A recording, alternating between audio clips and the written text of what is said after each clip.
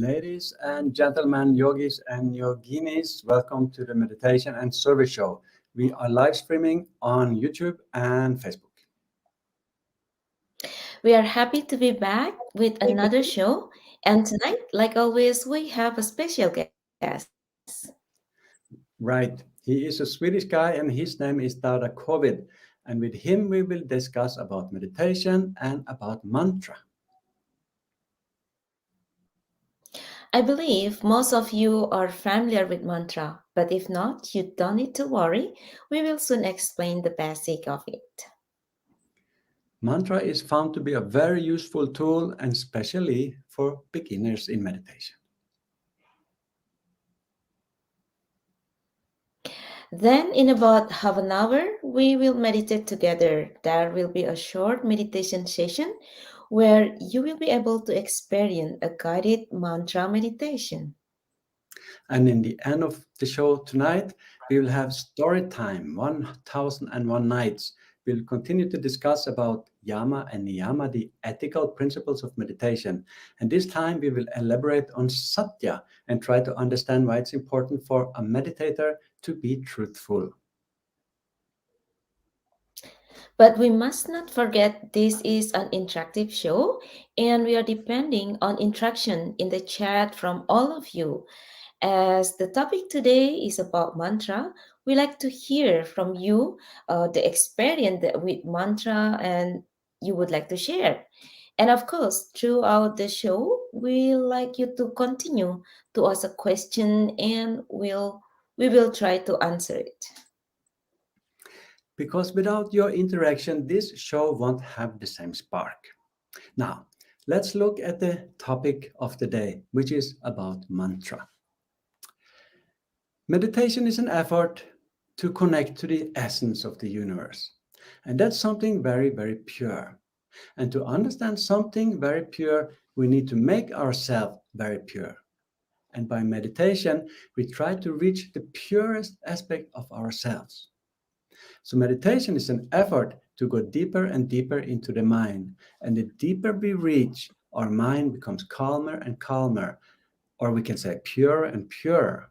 And eventually, our mind becomes so calm and pure that we experience that essence of ourselves and the essence of the universe. It's a state of pure love and very blissful state. So meditation is like an introversive movement. We go deeper and deeper within. It's not about going out in the universe. It is going deep within and explore our inner selves. As we go deeper within our mind, there are certain challenges, and specifically the biggest challenge is our own mind, all the thoughts. We try to go deeper and deeper, but the thoughts just keep churning. So we need a special tool to control those thoughts and to make the mind very calm and quiet. So in Sanskrit language, the language of the yogis, the language that has been developed by yogis, mind is known as man.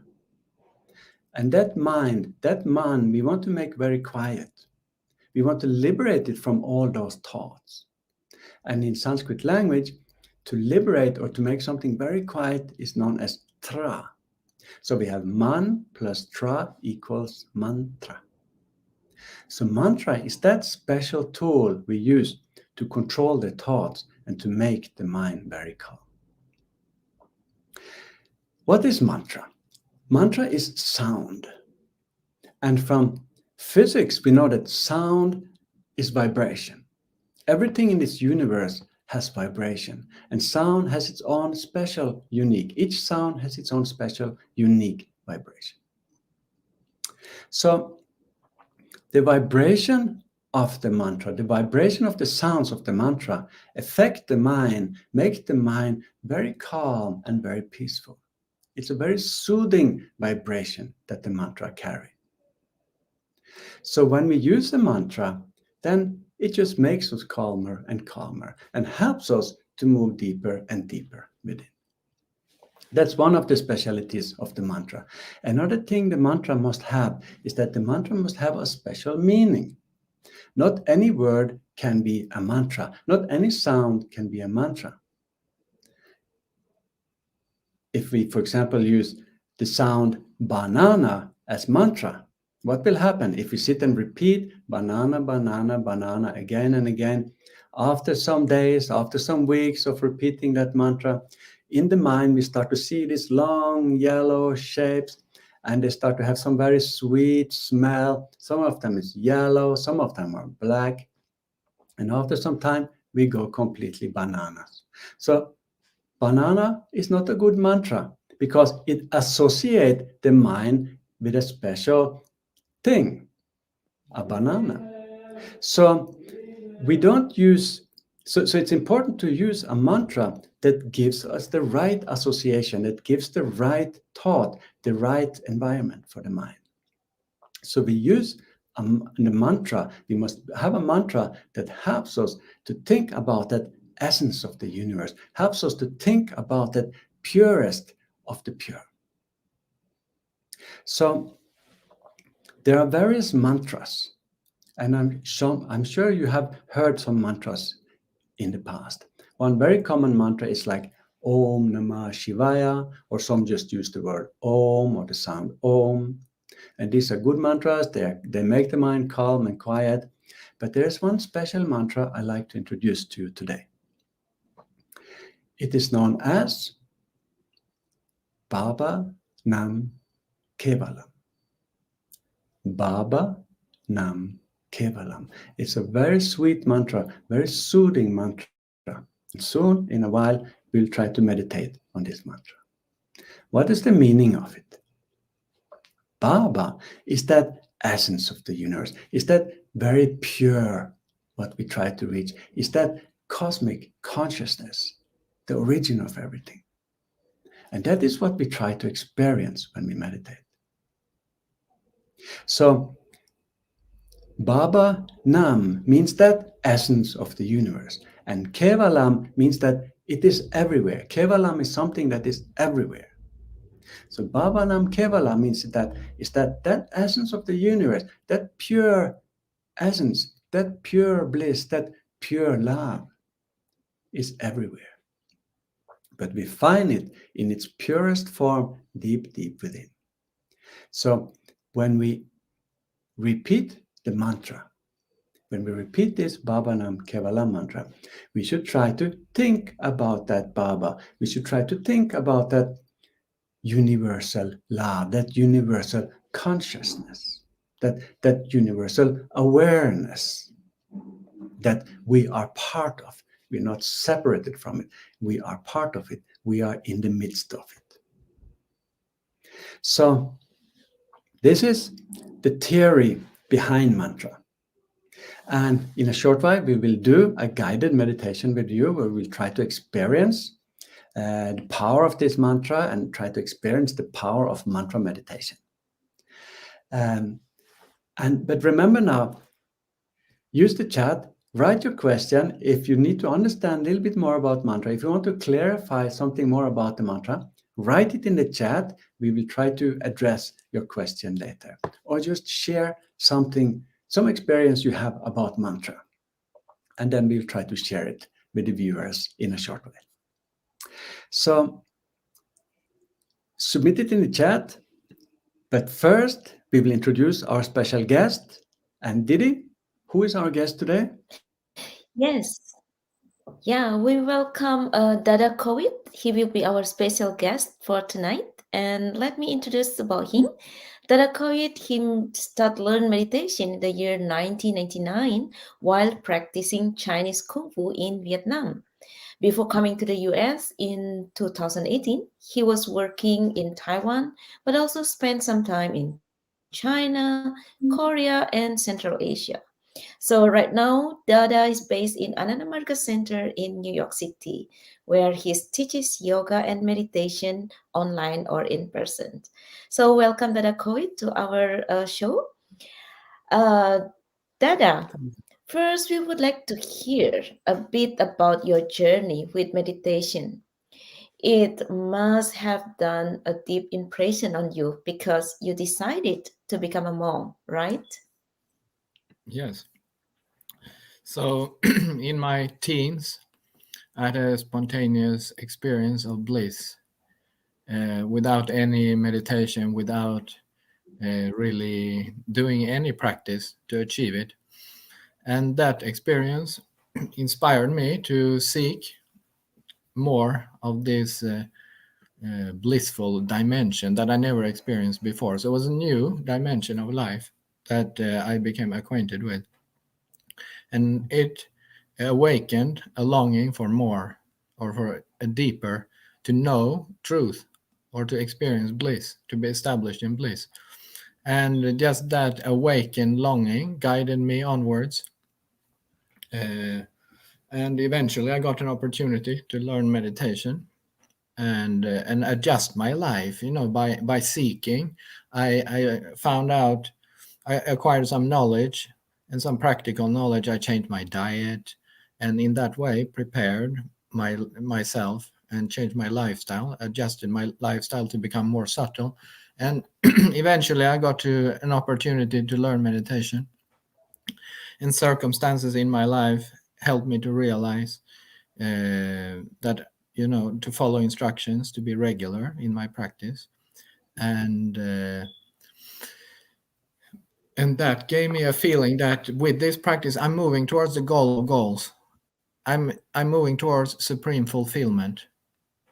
And so that inspired me to proceed, and eventually I had many small and realizations that led me to think that this was a good way, or led me to the idea that dedication to this, and this is a good way to dedicate yourself to the Dada, purpose, to Dada, find truth.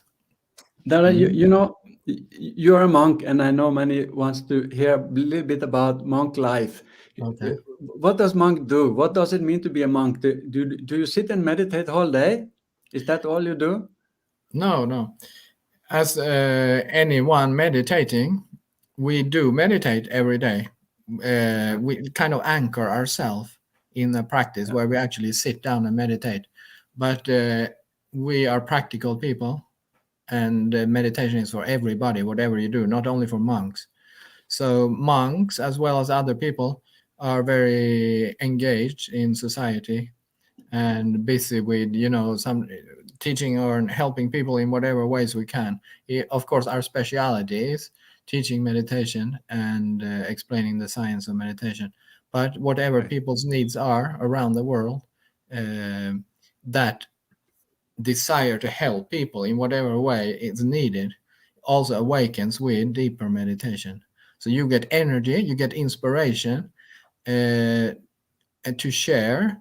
But people, to receive meditation, you have to have your life a little bit in order. It means you have to have basic necessities, and that may include schooling, education, and medical, your medical needs covered. So wherever you are on the planet, there are different needs, and we are active in trying to help people fulfill those needs. Yeah. So majority of the day, just for Dada, anybody so else there going are to work, so we are doing work. We are working most of the day, but that work is lined with a spiritual ideation, ideally. Yeah. Right. Right. Right.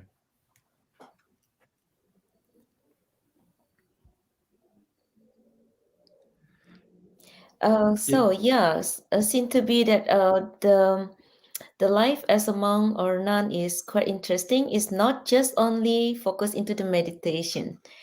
Um, you were talking about the meditation just now, and there are so many different technique of meditation. And let's talk a little bit about the mantra.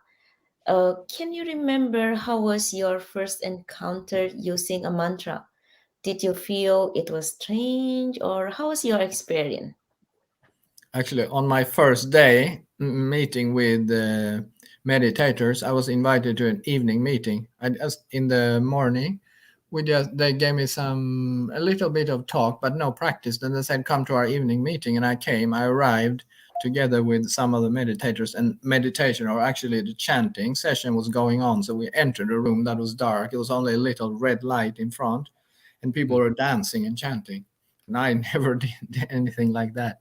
I think I got the mantra, just the sound of the mantra and the meaning, and then it was accompanied by a dance. So that is a mantra that was used for chanting, to sing, for singing. So that was my first encounter with a mantra, and I just went with the flow, and I didn't know how to meditate, so the meditation part was more difficult, to sit on the floor. I was not used to that, but it was still a pleasant experience, I would say, though a very new one, completely new one. It was a pleasant experience overall. The good environment, good vibration. How long did it take before you started to feel comfortable with meditation and comfortable with the mantra, and you started to have some spiritual experiences that you felt that this was something unique, something you want to continue and pursue? What I just described was my very first day, so I didn't have any meditation instruction. I was just learning the mantra to be chanted. Then about 2 weeks after that, I got the chance to get personal instruction and learn a mantra used for silent meditation. And right away, on that very occasion, I could go deep. I was instructed, I was guided by a meditation instructor, a Dada, such as yourself and myself now, or for ladies, a Didi. So in that process of learning meditation, I immediately felt I'm went deep in my mind, in ideation. So already from day one, I could feel that I'm moving, in a different on a different level. So, but that was difficult. That was easier on the first occasion. Then you come home and in a different environment, it was harder to concentrate. And there are many associated practices that help meditation that gradually we will learn. Yeah. Well, so what would you say? What is the important qualities a mantra should have? Well, mantra has a couple of qualities, such as the format. It is connected. The mantra that you use for silent personal meditation, it goes with your breath, your respiration. So it has a format that is suitable to connect to the respiration, so that it flows with your breath.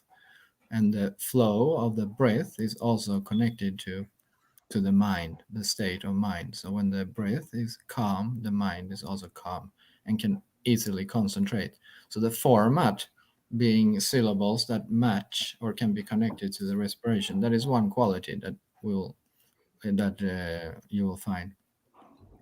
Then it has a sound. It is a sound. So, and different sounds resonate with different people. So there's a personal aspect of receiving a mantra, a sound that resonates with the person receiving it. And so there's the format, you can say, or the pulsative quality. Then there's the incantative quality of the sound or the vibration of the mantra. And then there is the meaning of the mantra, or the ideative quality of the mantra. So the mantra is a tool to connect yourself to bliss, to peace, to consciousness. And so that a tool, you can say, almost like a rope. If you imagine a rescue helicopter picking up someone who's shipwrecked, so that the helicopter will send down a rope or a lifeline to rescue the shipwrecked person. So mantra is like that. It connects you to consciousness. It lifts you above all kind of difficulties and limitations. So these are the three qualities. Right. Is mantra something? So, Dada, I Uh, want to hear a little bit about your experience actually. So, um, you've been teaching meditation to so many people. How do people react in general when you introduce the mantra? Well, I introduce the first mantra I usually introduce is what Dada introduced here earlier, Bhavanam Kevalam, which is used for chanting as well as silent meditation in the beginning. And many people react very positively. You can see people cry sometimes, tears rolling, because they get some kind of relief. It's a very simple way to do to concentrate the mind, but also powerful. The vibration affects the glandular system and thereby the mind. So you will often see, you can see a peaceful expression on the face of people when they concentrate, if they're able to concentrate. right, And other symptoms, when people go deeper, people can laugh, people can cry. There are many reactions, but generally, peace comes with the concentration. There is a focal point, and peace, and some kind of journey begins. Cosmic feeling in the mind.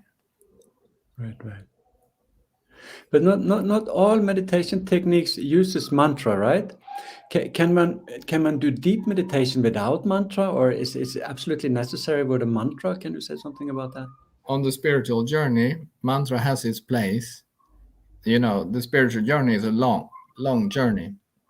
So I would say mantra is indispensable part of the spiritual journey. But there are many, how can I say, exercises, mental exercises that can be useful, to prepare the mind, to develop more loving kindness or whatever it may be.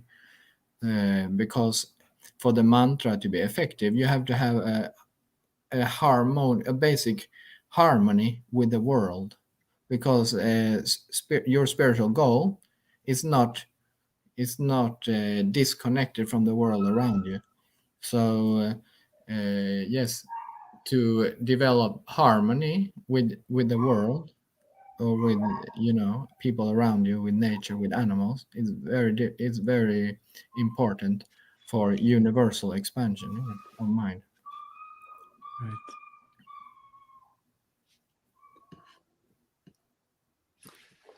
Yeah. Dada, what would your advice to someone if one want to learn meditation? Advice, Do you have do any it. advice if someone want to learn meditation? Yeah, don't hesitate. Reach out. um, the sooner the better, for sure. So start with here. Now you have an opportunity online. Start basic meditation. If you haven't tried that before, you will get some practical instruction here. And for further guidance, you're most welcome to contact us. We're in a global network offering meditation around the world. So don't hesitate to contact Ananda Marga. Uh, yeah. Yeah. Tara, we have some questions for you from the chat, Okay. and first question here is from Ekanath, and he asked, how can a mantra rise the Kundalini? Maybe you can explain what is this Kundalini, and what is the significance of it, and how is it related to meditation? Can you explain it in short way? And how is Means the mantra affecting everything the is an Kundalini? expression of, if you go deeper into philosophy, everything is an expression of consciousness that has taken it, just like H2O have different stages and phases, like vapor and water and ice. So different states. So that you can say, but it's all one element. So as something has become crude, or unable to express much, unable to feel much, with the help of the mantra, the mind starts to move from crudity towards subtlety. And in this process, the mantra helps the mind, sets the mind in an upward motion to gradually take control over glands and thoughts and emotions related to those glands. So, as the Kundalini, as our spiritual force, you can say, rises, means we can describe it as a journey from the bottom of the spine towards the crown of the head. And along this journey, we gradually gain control over thoughts and emotions that are related to different segments along the spine. So, yeah, as we proceed and as we establish ourselves in this idea of the mantra, we overcome weaknesses or bondages of the mind. We become less angry and less jealous, less fearful, so on, and gradually feel more peace and harmony within ourselves. Right. So, Dada, talking about mantra, Baba Nam Keolam, it is a Sanskrit mantra, right? I mean, is using a Sanskrit language. Yeah. Is there any possibility that can use other language or mother tongue, or it must be in Sanskrit? What do you think about Sanskrit that? is a universal language in the sense that is based on sounds that yogis identified within the human structure, and or vibrations that we find within the human structure. So in that sense, the science was developed by yogis, and at that time this language was in use. So all the groundwork was laid, and the alphabet and the concepts that were used was developed in Sanskrit. So this tradition is based on Sanskrit being the language within, you can say. So yeah, those are there are many mantras. There's a lot of the whole philosophy has evolved at the time when this was in use. So it is a tradition that you find a lot of Sanskrit terms and mantras. The mantras are also having their history. So and they still resonate with that spiritual power that they possess. So yeah.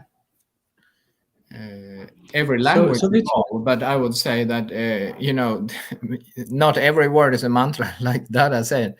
It's not for just anybody to invent a mantra. There is a meaning that can be clearly understood in any language. So that is an important aspect of mantra, and that meaning will be available in any language.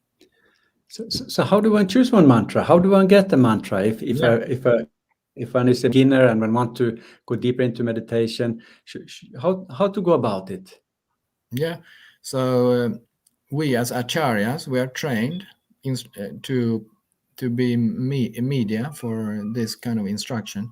So part of our training is to know the process, to be part of the process of distributing mantras. So when people come to us, they learn this process of meditation. Like I said, we are trained. We are not inventing mantras. We are instructors passing on these very precious tools for self-realization. So feel free to approach the acharyas, and you can get personal instruction. Right.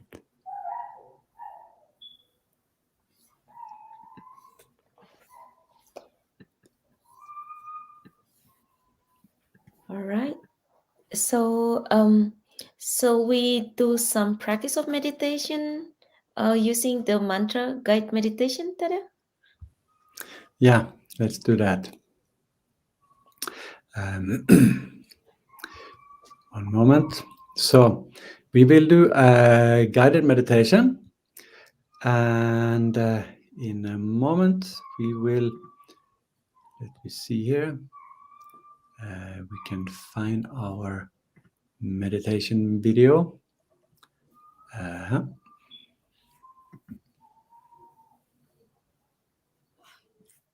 me see here. Share, here it is.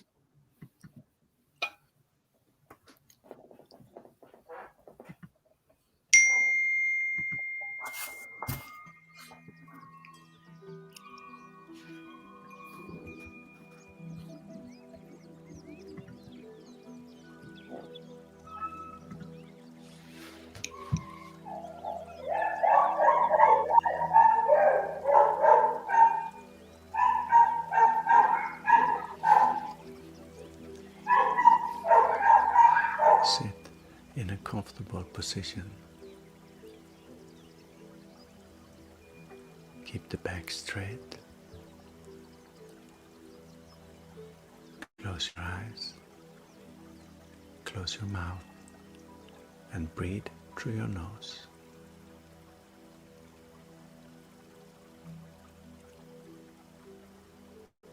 Take a deep breath and make sure your body is completely relaxed.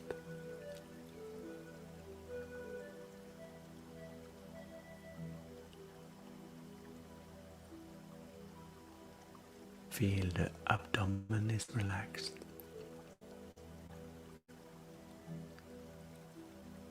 Feel the chest is relaxed.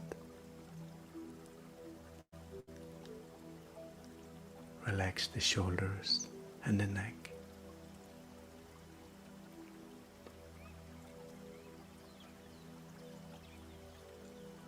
Relax the face, the cheeks,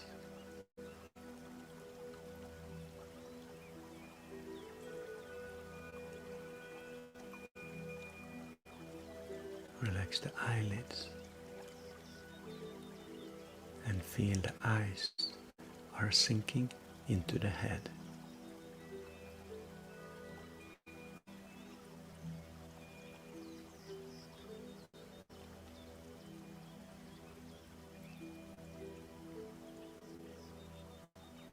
Observe the breath and make sure the breath is calm.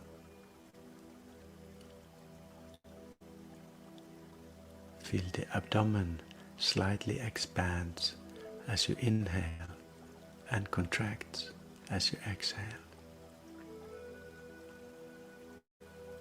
Don't force the breath, let it flow by itself.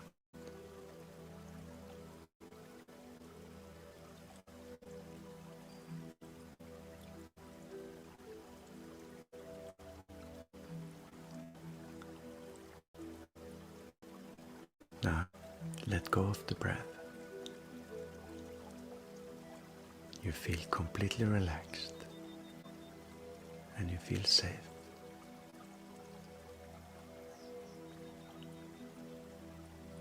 Let the world around you disappear and try to go deep, deep within your mind.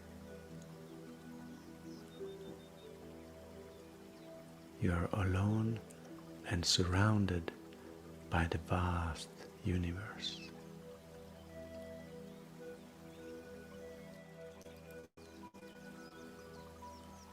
The universe is beautiful. It's full of subtle colors and mystical sounds, without a beginning or an end. Still, there is order in the universe. Planets and stars are not banging into each other. Everything moves in a systematic order. There is a force, a cosmic force that guides the movement of every star, of every planet, of every being.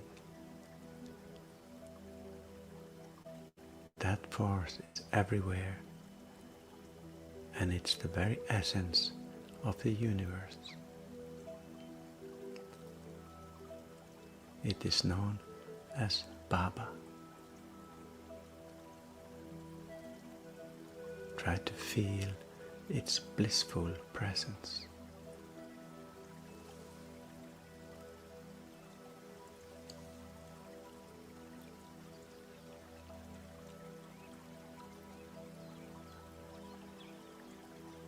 Now, start to repeat the mantra Baba Nam Kevalam. Baba Nam Kevalam. And repeat it silently within, again and again. Repeat it with a pleasant rhythm. Baba Nam Kevalam. Baba Nam Kevalam. It means Baba is the essence of everything.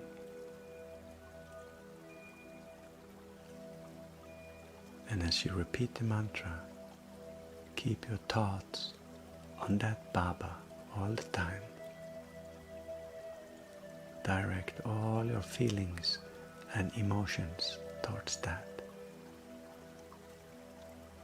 Try not to think anything else.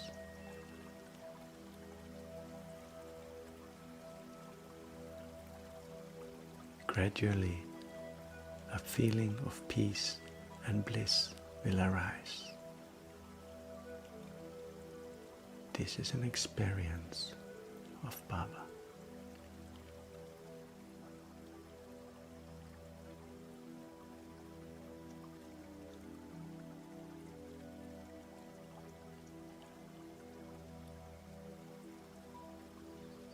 Only concentrate on the mantra.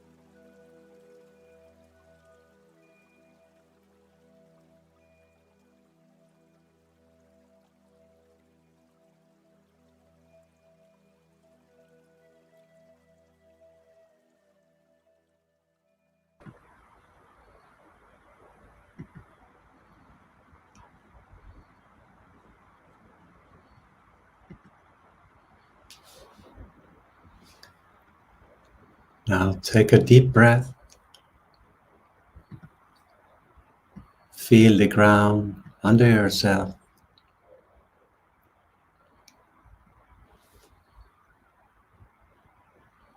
Move yourself a little bit. Move the shoulders. Move the trunk. And slowly open your eyes again.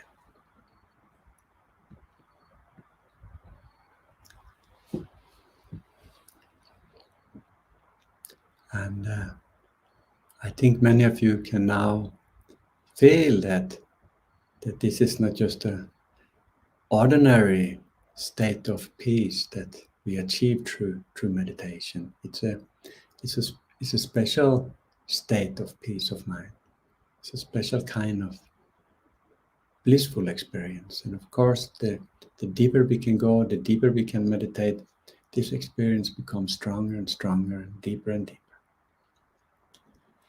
So now we will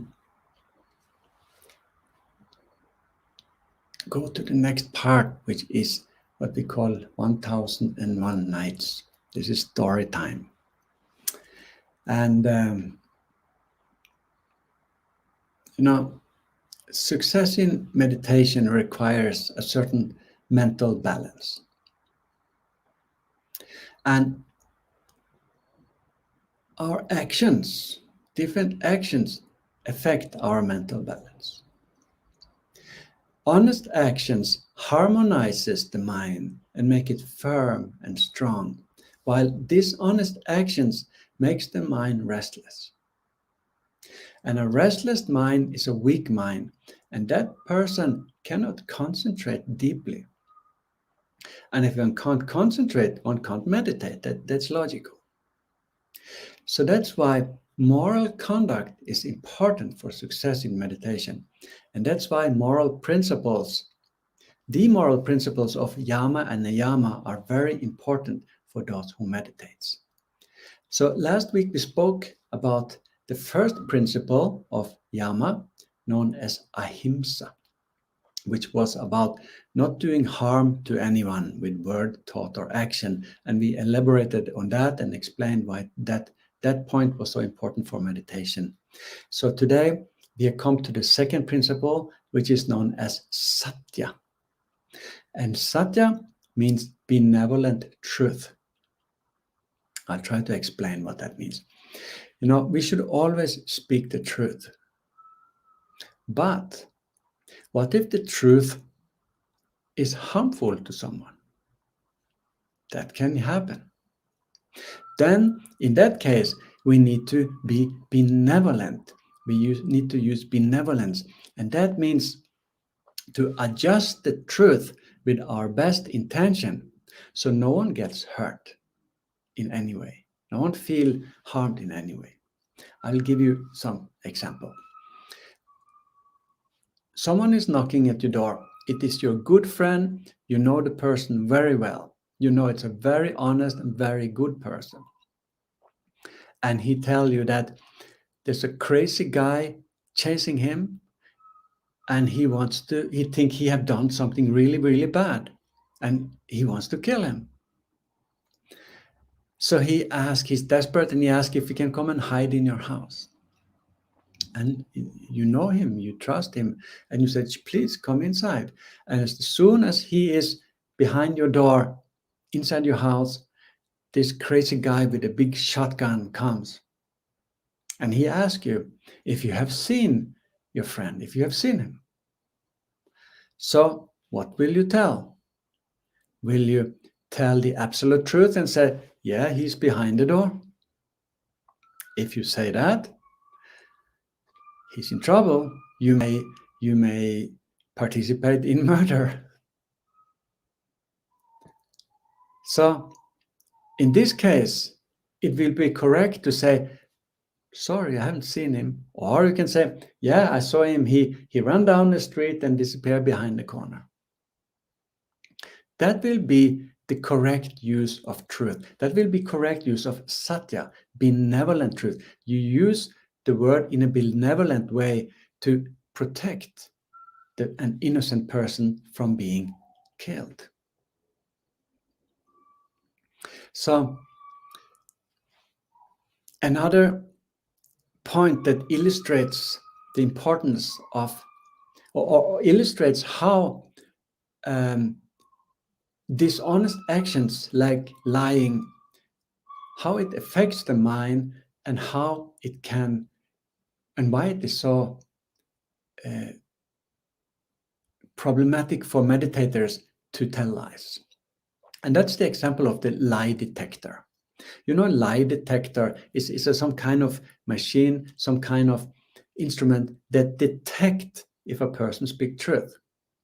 I think there's different kind of lie detectors, but one style is that it's like a computer with that's connected to some very subtle sensors, and we can put those sensors on different parts of the body, and they will detect the activities in the brain.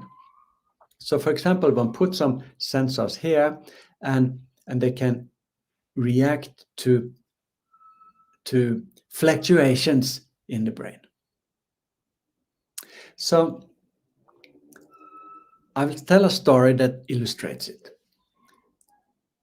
You know, it's not a true story, but I think you will understand. Once in my neighborhood here, there was a bank robbery.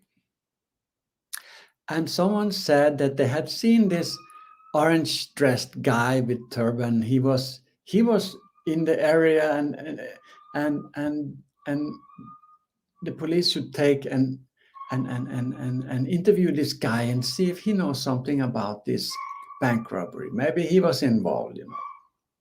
So the police called me for some questions, and they bring me to the police station, and they put some electrons here, and they connect me to a lie detector, and they want to see if I speak the truth.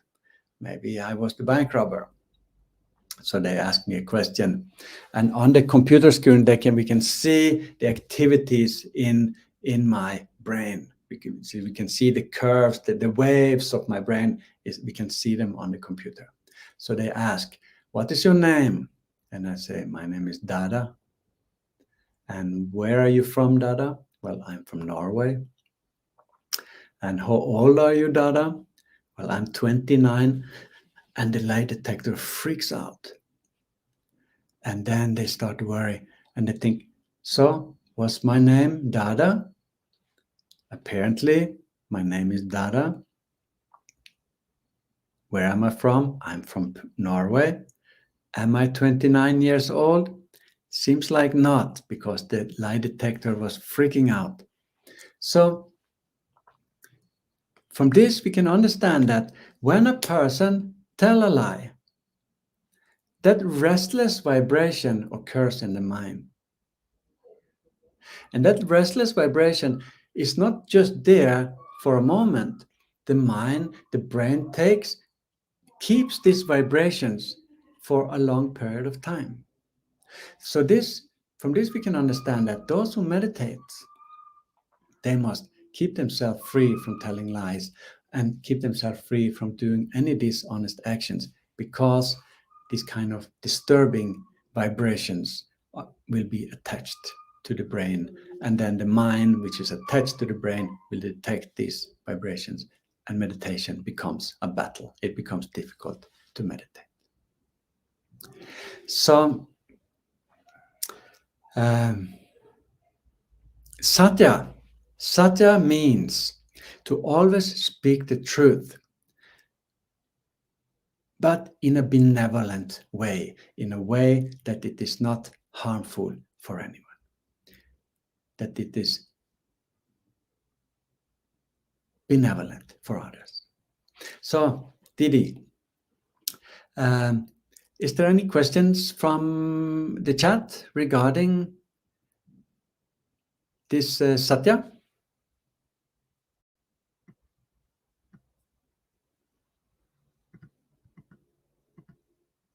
We need to unmute Didi. Didi is muted. Yeah. Now you are unmuted. So your story is very interesting. And we can understand that lying create a restless mind and disturb meditation. And it can even kill an innocent person. But Dada, can lying have any broader effect on in the society? Can it harm the society in any way? Maybe you could explain about it. Yeah. Dada Kovid, questions for you.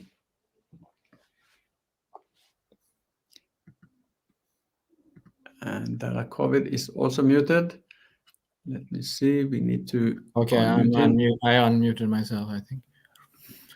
So the question was in the how it is what effects on society. First of all, when we are practicing spirituality, we try to integrate everything because our goal is to become one with everything, to find unity. So if we're unable to live in harmony or act in harmony, speak for harmony, then there will be a conflict between our spiritual practice and our actions. So we need to mind and the expression of mind, the words and the actions, they should all be aligned. This is important. Otherwise, it will be like a schizophrenic personality inside. So this is one of the struggles, and that's why morality is known as the base of meditation. Morality is the foundation.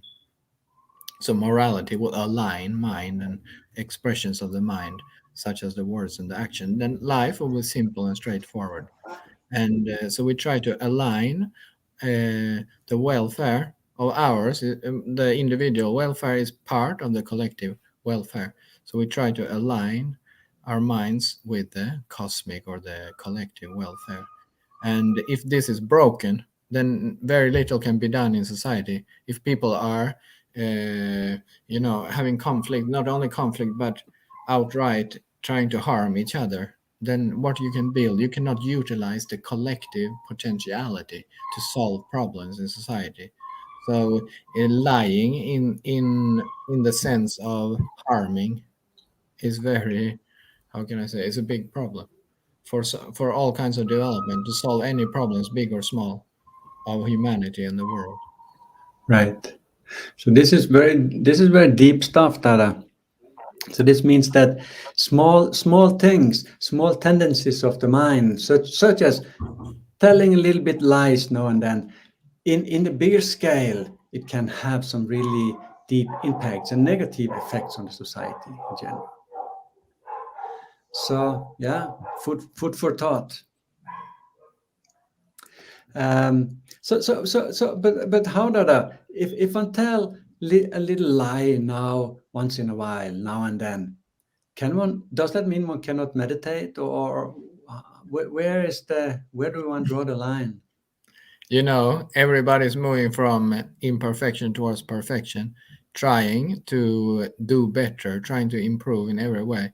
So you can say that if the more you are following this principle, the better your meditation. Yeah. Right. Yeah.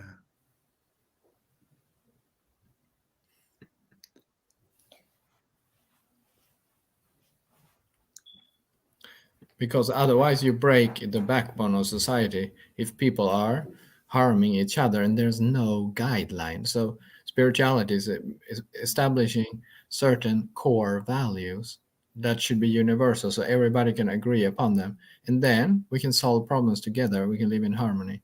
So core values such as satya, this means speaking and thinking for the welfare of all, is a core universal value.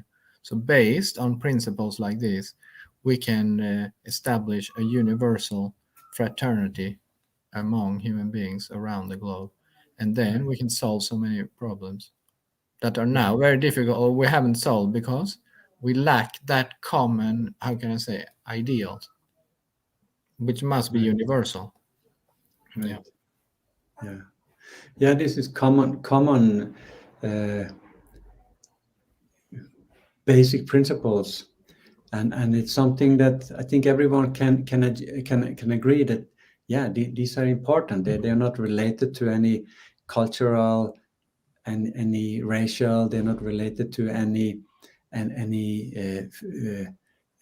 geographical location.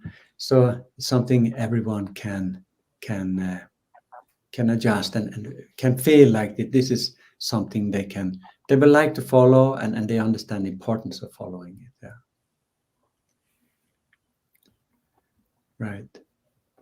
So we are getting in some more questions here, and I think we'll go a little bit back to mantra. There's a question about mantra here. So this is from Jaswant saying, when reciting a mantra silently or saying it out loud, in your experience, listening to the sound of the mantra or ideating on its meaning is key. What? So both have its place. There are different mantras for different use, like we were discussing here. We touched upon it. So to transition the sensory impressions that bombard us constantly. Oftentimes people are very active in the world, and there's a lot of information coming in. So to transcend the superficiality or the limited range of this information, and to tap into the peace of consciousness within the mind, then vocalizing a mantra or singing a mantra is very helpful. So we transcend the external inferences, and when establish the mind in a blissful idea, and the mind also become very pure. So there's a good preparation to say it out loud or to sing it. A mantra that is appropriate for that, and then you can transition into silent meditation with a mantra that is appropriate for that flows with the respiration. Right. Yeah. Okay. All good things has an end, they say. So, Didi, maybe it's time to talk a little bit about our upcoming retreat. There are some changes. Can you update us? Yeah. Yes. So we will still having a retreat, but because of uncertain situation, so from the in-person retreat that we plan to have in Asheville, now we going to have it online. So the date it will be the same from March 10 to 13, and this is give the chance for everyone to join from different places. Um, in this retreat, you will learn meditation from scratch, and all the ins and out will be explained. You will enjoy the meditation 4 times a day, and in addition, you will enjoy the gentle yoga classes every morning and evening, which is suitable for everyone. We will also explaining, or you will learn about the meditation theory and philosophy classes, and the most interesting that you will also learn how to prepare the sattvic or sentient vegan cooking. And of course, there will be much more. So the classes will be taught in English. So I would like to invite you all to join to our online retreat. It is coming March 10 to 13. So yeah, it was been a very nice show that we have you, Dada Kovid. Thank you very much for being here with us in our show. And there are some comment here that they like your explanation, and they have experienced a good meditation. Uh, yeah, it was really nice sharing. Thank you so much for being here, Dada Kovid. Thank you so much for having me. Yeah. And thank you to all of our viewers. Thanks for joining us tonight. We are live again next week, same time, same channel, they say. So stay tuned. We have another interesting guest which will be announced on our Facebook page, the meditation and service group and meditation and service project page. So connect with us there. Share. That's our group is also open for sharing. We would like to hear from all of you. From time to time, share some photos, share some experiences. And remember, lastly, meditation should be practiced every day. See you next week and have a wonderful evening ahead. Thank you very much and namaskar.